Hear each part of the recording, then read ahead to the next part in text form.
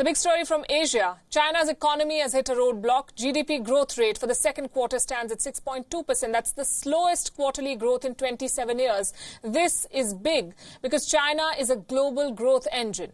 Before we get to the story, let's look at the report card. CNBC says that the effect of the trade war with the US is beginning to show. It corroborated these growth figures with the tepid trade data that came out on Friday. Bloomberg had several reports and analysis on the growth figures. It says that the GDP growth numbers show some signs of stabilization in China's economy. The rationale was the positive trend in the monthly indicators. Another opinion piece analyzed why China cannot get its economy moving. Financial Times also noted the uptick in monthly markers as well as strong domestic consumption.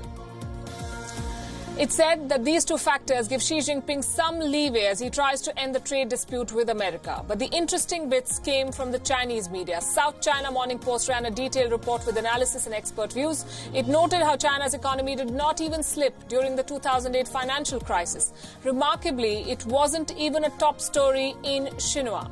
Not surprisingly, though. In fact, Xinhua had a very positive headline. The article was titled, "China's economy expands steadily despite headwinds." Who said that there is only one way to look at the numbers?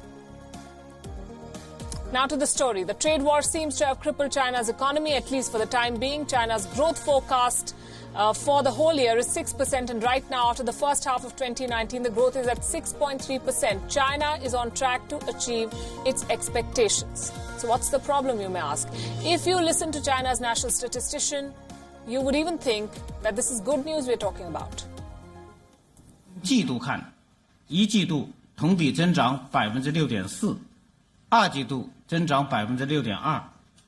分产业看，第一产业增加值23207亿元，同比增长3%；第二产业增加值179984亿元，增长5.8%；第三产业增加值247743亿元，增长7%。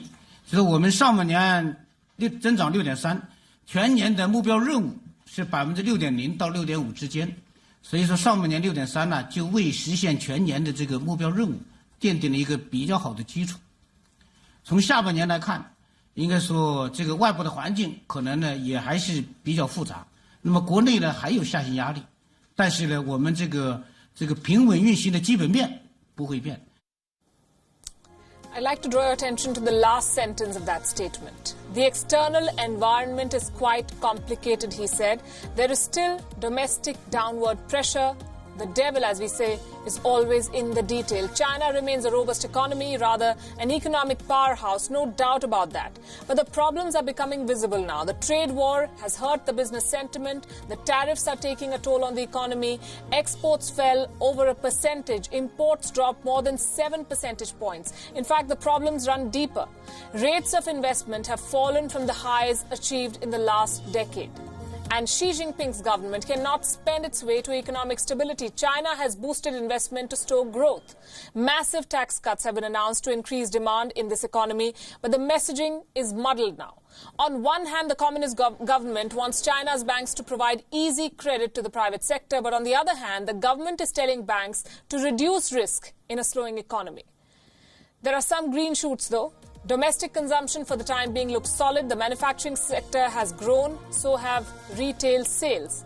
There is nothing to claim that the economy has bottomed out. There is a slowdown, and that could have repercussions for the global economy as well as politics. Social media saw a steady stream of commentary on this. Some said that there is no need to be optimistic because it may get worse.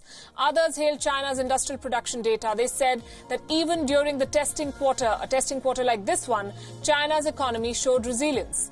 Of course, there were those who openly doubted the veracity of Chinese data and the ones who credited Donald Trump for the slowdown. The news is clear, though. And this is where things stand. China's growth has fallen, but there is no need to be alarmed just yet. If this trade war persists, then we could be staring at a global slowdown. So the question is this. Will Xi Jinping sort out trade differences with Donald Trump? And this question will decide not only Xi Jinping's political legacy, but also the immediate future of the global economy. A story we'll keep tracking for you.